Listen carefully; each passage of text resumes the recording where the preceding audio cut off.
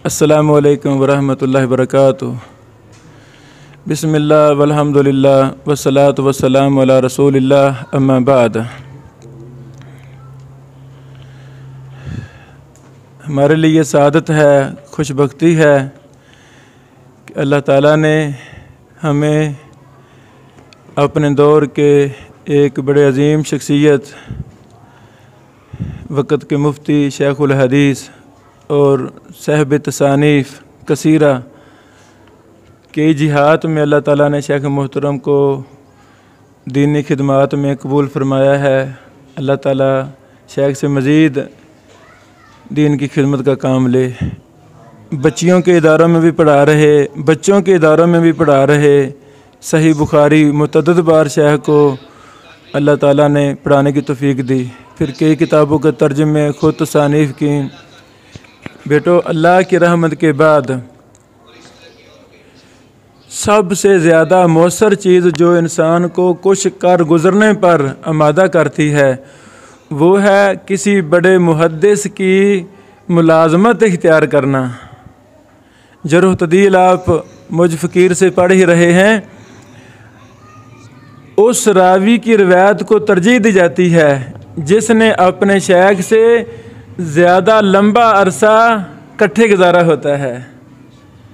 तो शेख मोहतरम तकरीबन 5-6 साल एक बहुत बड़े इमाम और मुहद्दिस फैज़ुर रहमान सौरी रहमहुल्लाह रहमतन वासिया उनके साथ जेहलम में शेख मोहतरम को इकट्ठा रहने का मौका मिला। उस वक़्त शेख सौरी साहब रहमहुल्लाह अल जौहर नकी का रद्द लिख रहे थे, अर्रद्दु तकी के नाम से। वो कलमी नुस्खे मुझे भी मौका मिला पढ़ने का, कुछ खिदमत का भी अल्लाह ताला ने मुझे मौका दिया। फिर मैं जलालपुर भी गया शेख की दूसरी तुरास को इकट्ठा करने के लिए, देखने के लिए। तो यानी उस अजीम मुहद्दिस के साथ जब शेख साहब 5-6 साल ठहरे, हर चीज़ असल देख रहे हैं, शेख की मुआवनत कर रहे हैं, तो ये चीज़ें इंसान को बहुत आगे ले जाती हैं। इंशाअल्लाह जहाँ मैं पढ़ा रहा हूँ, दीगर साज़ा पढ़ा रहे, तो शेख मोहतरम भी हमारे सरपरस्तों में से हैं। ज़ेर निगरानी ये इदारा शेख साहब के ही चल रहा है। अल्लाह शेख को लंबी ज़िंदगी दे। तो मेरी चाहत है कि वो नामवर शख्सियात जिनको मुहद्दिसीन के साथ रहने का मौका मिला है, हम उनसे सीखें। तो बेटो, ये बड़े इल्म अमल और यकीन की दास्तान शेख मोहतरम से हम सुनेंगे, तो बड़ी तवज्जो के साथ सुनना है। शेख मोहतरम ये भाई कराची से, कोई सिंध से, कोई मुल्तान से, बड़ी दूर से उलमा ये मेरे पास आते हैं। तो ये शेख मोहतरम हमारी क्लास 25 रमज़ान को ख़त्म हो जाएगी। फिर यानी 10 शव्वाल से हमारा साल का दौरा तखस्सुस उलूम हदीस शुरू हो जाएगा। तो आपने दुआ भी करनी है, अल्लाह ताला इन बेटों को इस दर को कामयाब फरमाए। बारकाल्लाहु फीकुम।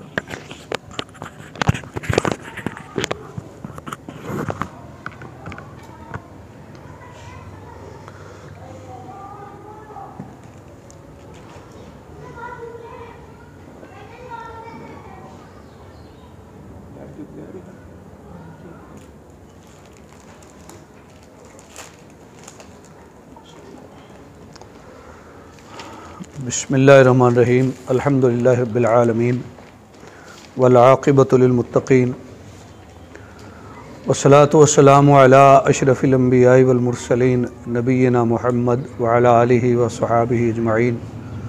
अल्लाहुम्मा सल्लि अला मुहम्मदिन व अला आलि मुहम्मदिन व बारिक व सल्लि अलैहि कमा तुहिब्बु व तर्दा। क़द क़ाल अल्लाहु तबारक व तआला फ़ी कलामिहिल मजीद अऊज़ु बिल्लाहि मिनश शैतानिर रजीम अल हक़्क़ु मिर रब्बिका फ़ला तकूनन्ना मिनल मुमतरीन। सब तारीफ़ अल्लाह रब्बुल आलमीन के लिए। दुरूद शरीफ अल्लाह के आखिरी नबी हज़रत मुहम्मद मुस्तफ़ा सल्लल्लाहु तबारक व तआला अलैहि व आलिहि वसल्लम की ज़ात गिरामी पर अल्लाह तबारक व तआला की तरफ से रिदवान का नुज़ूल सहाबा इकराम रिज़वानुल्लाह अलैहिम अजमईन पर और रहमतों बरकतों का नुज़ूल उलमाए किराम आइम्मा हदीस पर। अज़ीज़ तलबा, मेरे लिए ये मकाम मसरत है कि मैं आज आपकी इस क्लास में हाज़िर हुआ और ये क्लास, इसमें आपके पढ़ने की जुस्तजू और बज़ाहिर वसाइल की कमियाबी या अदम दस्तियाबी वग़ैरह चीज़ें देख के मुझे ऐसा तासुर मिल रहा है कि वाक़अतन आप मुहिब्बान इल्म हैं और आप इस सोशल मीडिया के मसरूफ़ और मशगूल दौर में भी इल्म के हुसूल की सच्ची लगन रखते हैं। मैं आप पर यही उम्मीद और तवक्को रख रहा हूँ। आज मेरा मौजू बरादर गिरामी जनाब मौलाना इब्न बशीर हाफ़िज़हुल्लाह ने तहक़ीक़ की मुश्किलात और मौलाना फ़ैज़ुर रहमान सौरी रहमहुल्लाह की खिदमात मुतय्यन फ़रमाया। तहक़ीक़, जैसा कि आप जानते हैं, बाब तफ़ईल का मसदर है और इसकी असल हक़ से है। इसलिए मैंने आयत मुबारक तिलावत की, अल हक़्क़ु मिर रब्बिक फ़ला तकूनन्न मिनल मुमतरीन। और कुरान पाक में कई जगह आता है लियुहिक़्क़ल्लाहुल हक़्क़। बाब तफ़ईल का इस्तेमाल भी कुरान करीम ने फ़रमाया है। तहक़ीक़ किसी भी मामले में हक़ तक पहुँचना, हक़ की जुस्तजू करना और सच को सामने लाने का नाम है। और ये इंसान की हाजात में से एक हाजत है कि किसी भी मामले में वो हक़ को और सच को सामने लाए। कुरान पाक से जब हम देखते हैं तहक़ीक़ की ज़रूरत और अहमियत, तो हमें नज़र आता है कि अल्लाह ने फ़रमाया वअल्लमा आदम अल अस्माअ कुल्लहा सुम्मा अरदहुम अलल मलाइका। अल्लाह ने हज़रत आदम अलैहिस्सलाम को नाम सिखा दिए, फिर फ़रिश्तों के सामने भी पेश किए, इनके नाम बताओ, ना बता सके। इंसान की फ़ितरत में अल्लाह ताला ने तहक़ीक़ और जुस्तजू रखी है। इसलिए अल्लाह को पता था कि ये अपनी फ़ितरत के मुताबिक जब मैंने इसे बना दिया तो इसने फिर पूछना है इस चीज़ का नाम क्या है, इसका क्या है, इसका क्या है। इसलिए अल्लाह ने सिखा दी और इसी इल्म के साथ अल्लाह ने इंसान को फजीलत भी दी। तो ये इल्म जहाँ फ़ितरी है वहाँ एहतियाज की वजह से भी है। इंसान को एहतियाज है, अशिया की माहियत और हकीकत समझने की उसे ज़रूरत होती है। फ़रिश्ते चूँकि इंसान की तरह की एहतियाज से पाक हैं, इसलिए उनके सामने जो चीज़ें पहले से थीं या नई भी बन जाती तो उन्होंने नहीं पूछना था। अल्लाह ने हज़रत आदम को ये चीज़ें सिखा के उनके नाम और फिर इस तरह इल्म के ज़रिए बरतरी साबित की। अब जब इंसान ने दुनिया में आबाद होना शुरू किया, हज़रत आदम अलैहिस्सलाम की औलाद थे सारे, डायरेक्ट उनकी औलाद थे। तो पहला बंदा जो वफ़ात पा गया, बल्कि कत्ल हुआ, काबिल ने हाबिल को कत्ल किया। काबिल और हाबिल, कई दफ़ा हमारे तलबा को इश्तिबा हो जाता है कि इनमें से कातिल कौन है, तो कहते हैं उनमें से एक कातिल है। तो इसके लिए आसान बात आप ज़हन में रखें, काफ से कातिल है और काफ़ ही काबिल है। ये आसान सी बात याद रखें। कत्ल कर दिया हाबिल को, तो फिर मसला ये पैदा हुआ कि इसकी लाश मैयत का अब क्या करें। तो कुरान कहता है फ़बअसल्लाहु गुराबन यबहसु फ़िल अर्द। अल्लाह ने एक कौवा भेजा जो ज़मीन को खोदता था। यबहसु से बहस है, और बहस भी तहक़ीक़ है। चीज़ें कुरेद के तहकीक में जाके चीज़ें सामने लाना। तो तहकीक जहाँ इंसान की फितरत है वहाँ इंसान की ज़रूरत भी है। अब देखें यहाँ ज़रूरत पेश आई कि इस मैयत का क्या करना, तो इस ज़रूरत के बाद बहस अल्लाह ने कराई कौवे से, उसने ज़मीन को खोदा तो इस तरह अल्लाह ने सिखाया कि इस तरह एक मैयत को दफन करना है। अब आइए कुरान करीम में बहस। सही बुखारी शरीफ में आपने हदीस पढ़ी होगी, हज़रत उमर रज़ी अल्लाह ताला अन्हु फरमाते हैं कि मैंने सहाबी हज़रत हिशाम बिन हकीम बिन हिज़ाम को कुरान पाक की आयत पढ़ते हुए सुना, तो वो उस तरह नहीं पढ़ रहे थे जिस तरह मैं पढ़ता था, मुझे रसूलुल्लाह सल्लल्लाहु अलैहि वसल्लम ने तालीम दी थी। तो मैंने चाहे इन्हें नमाज में ही पकड़ लूँ, लेकिन फिर मैं रुक गया। उन्होंने सलाम फेरा तो फ़ौरन मैंने पकड़ा और नबी सल्लल्लाहु अलैहि वसल्लम के पास ले गया। आपने फरमाया पहले इनको छोड़ें, छोड़ा। फरमाया हिशाम पढ़ो, पढ़ा। हज़रत उमर को कहा पढ़ो, पढ़ा। दोनों को फरमाया हाकज़ा उन्ज़िला, इस तरह उतारा गया। तो ये एक तहकीक का जज्बा था कि कुरान पाक में जो और क़िरात सुनी उसकी तहकीक कर ली जाए कि आया ये ज़ुबान रिसालत माब सल्लल्लाहु अलैहि वसल्लम से साबित है कि नहीं।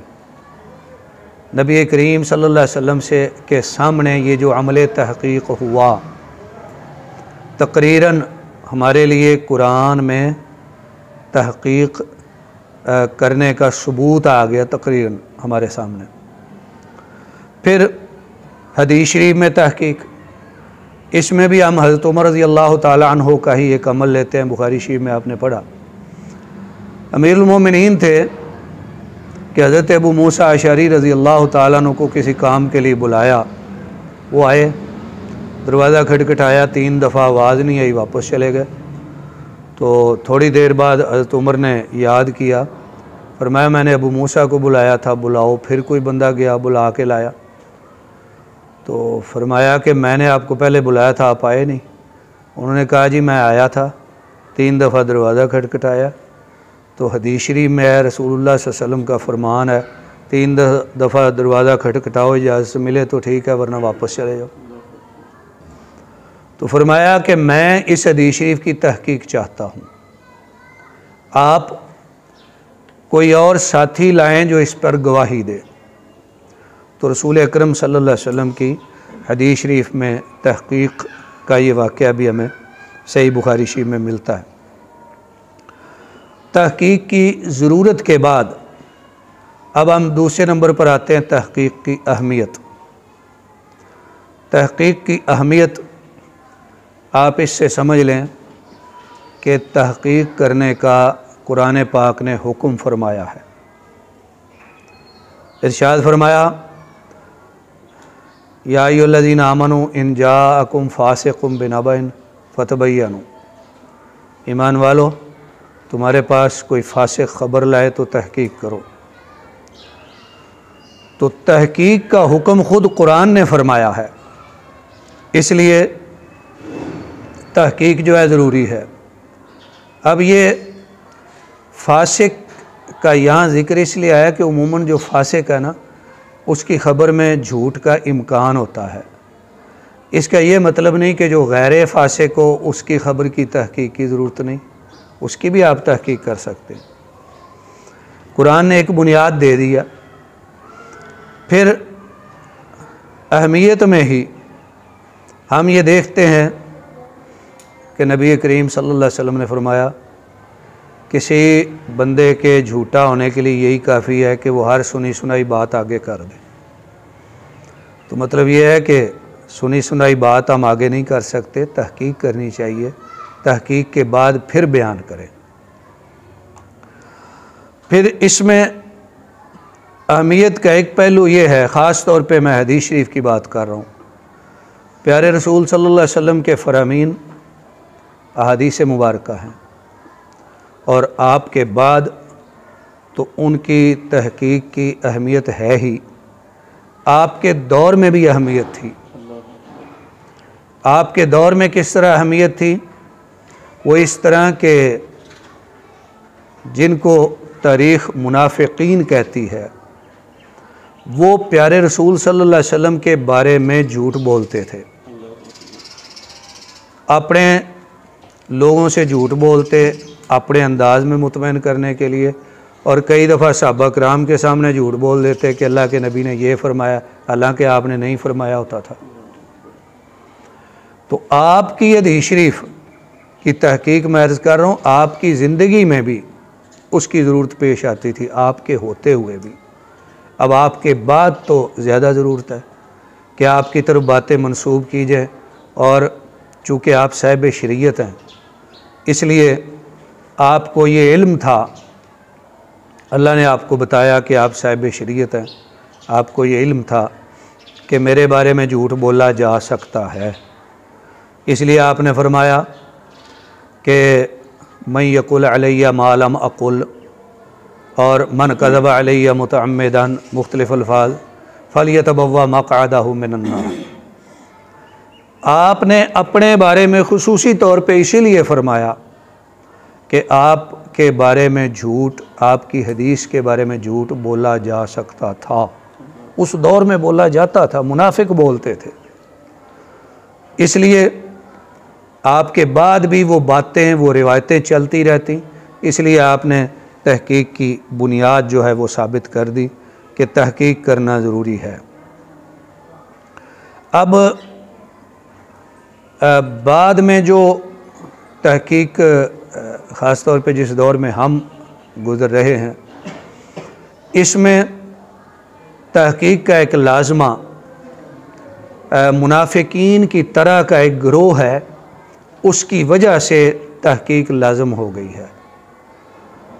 जो हमारे प्यारे रसूल सल्लल्लाहु अलैहि वसल्लम के ज़माने में मुनाफिकीन थे, आपकी हदीस के बारे में झूठ बोलते थे, इस तरह के आज भी मुनाफिकीन हैं। और वो कौन है? उनको हम कहते हैं मुस्तशरिकीन। मुस्तशरिकीन कौन लोग हैं? आप जानते हैं कि बाब इस्तिफ़ाल में तलब का माना होता है, जिन्होंने मशरकी उलूम और मशरकियत को सीखने की कोशिश की, तलब किया इसको, हैं वो मगरबी लोग। तो मशरकी उलूम में सबसे बड़ा इल्म कुरान और हदीस का इल्म है। कुरान पाक की हिफाज़त का अल्लाह ने ज़िम्मा लिया, इन्ना नहनु नज़्ज़लना ज़िक्रा व इन्ना लहु लहाफ़िज़ून। और हम वाज़े तौर पे समझते हैं कि इसी के ज़िम्न में जहाँ अल्लाह ने कुरान की हिफाजत का ज़िम्मा लिया है, अल्लाह ने बयान कुरान की हिफाजत का भी ज़िम्मा लिया है। और नबी करीम सल्लल्लाहु अलैहि वसल्लम की हदीस शरीफ बयान कुरान है। इसलिए इसकी हिफाजत और तहकीक के लिए इल्म अस्मा और रिजाल का और इल्म जरा और तादील का ऐसा वजूद में आया कि इस जैसा इल्म पहले नहीं था। और इस इल्म से देखें, इस इल्म से असल मकसूद प्यारे रसूल सल्लल्लाहु अलैहि वसल्लम की ज़ात और आपकी बात की हिफाजत थी। आपके बारे में कोई गलत बात ना कहे कि आप क़यामत तक नबी बन के आए, आपके बाद कोई नहीं आना। आपकी किताब भी महफूज रहे और आपकी बताई हुई बातें जो बयान कुरान है वो भी महफूज रहे। तो अल्लाह ने इस हिफाजत के लिए अपने बंदों को तौफ़ीक़ दी। उन्होंने रिजाल के अहवाल को महफूज करना शुरू किया।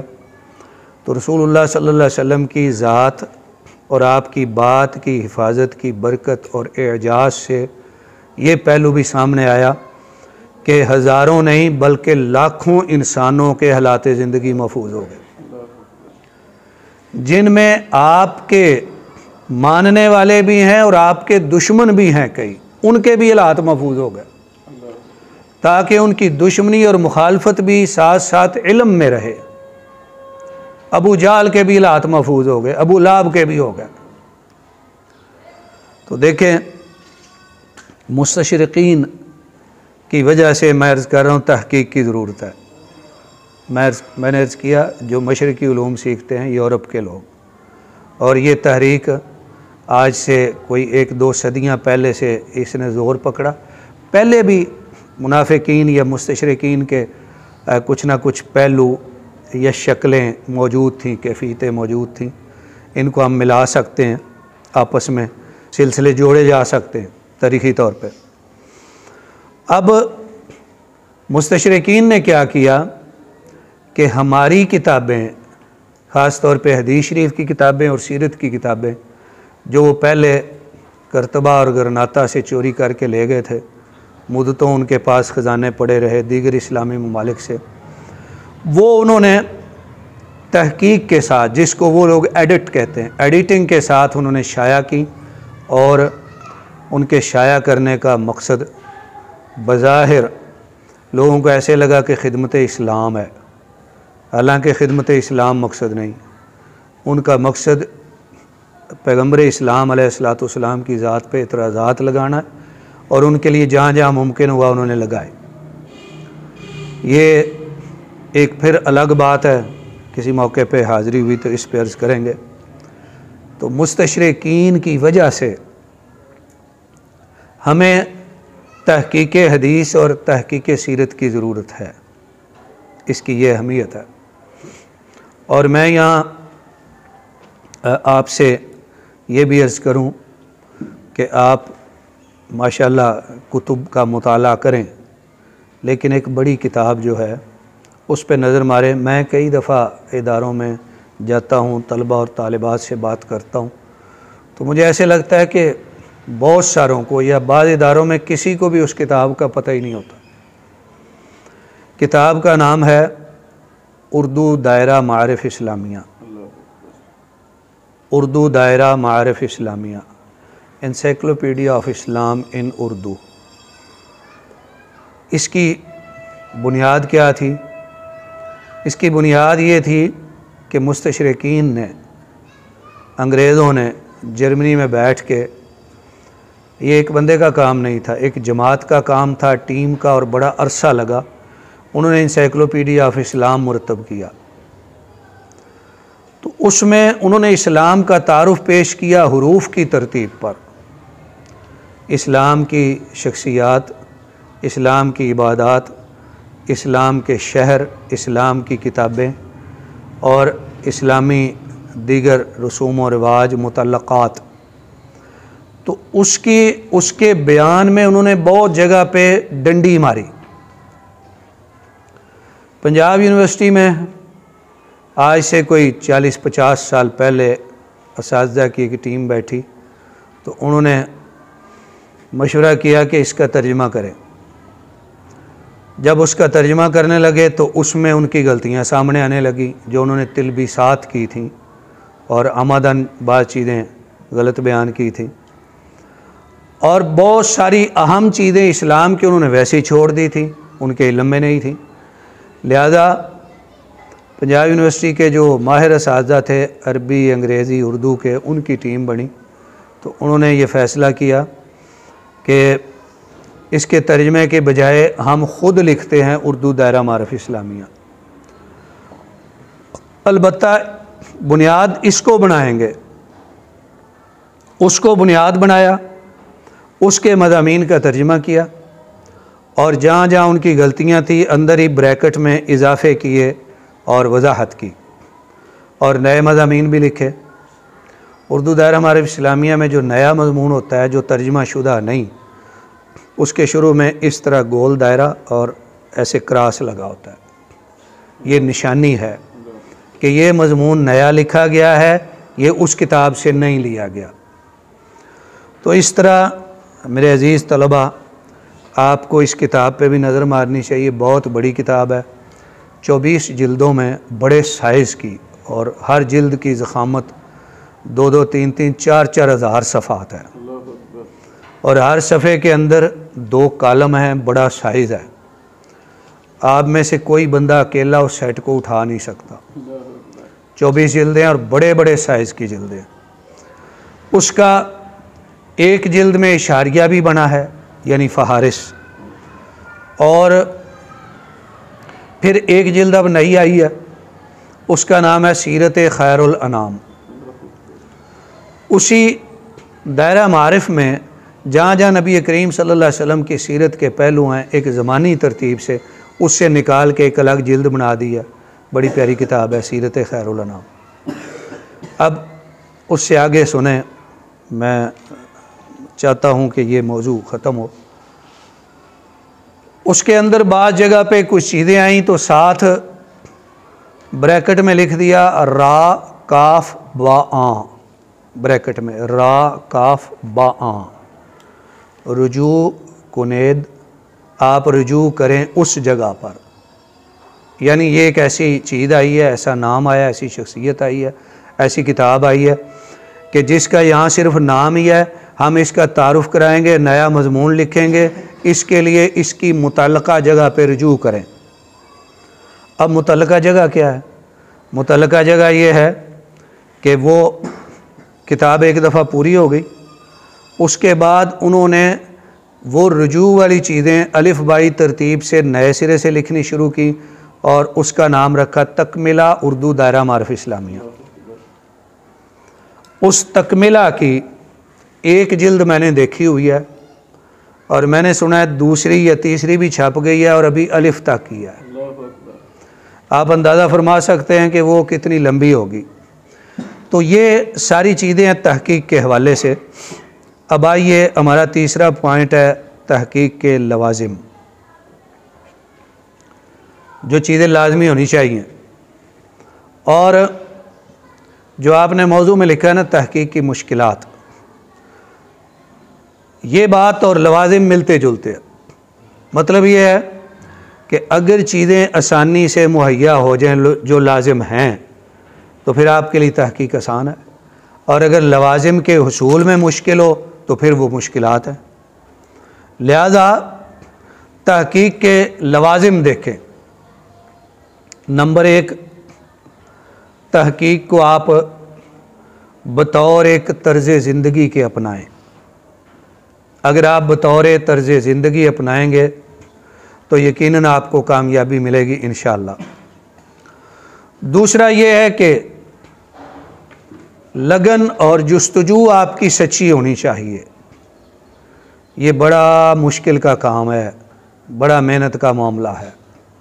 इसमें आर्जी ताल्लुक़, जिसको टेम्परेरी कहते हैं, या जुज़ वक्ती आपकी शमूलियत फ़ायदा नहीं देगी।